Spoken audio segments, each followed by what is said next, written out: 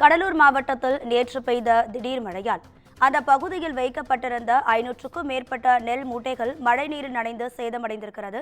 இது தொடர்பான அண்மை செய்தியை பார்த்துக் கொண்டிருக்கிறோம்.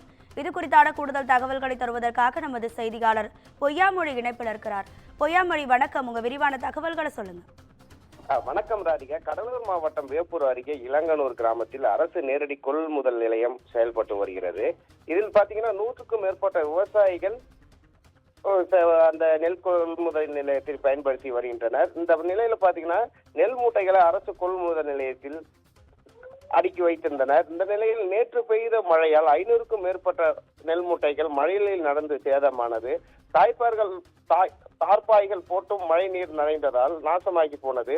மேலும் கொள்முதல் நிலையத்தில் எந்த ஒரு மழையை முன்னெச்சரிக்கையாக எந்த ஒரு தற்காலிக பொருட்களும் வைக்கப்படவில்லை என்றது விவசாயிகளின் குற்றச்சாட்டாக இருந்து வருகிறது.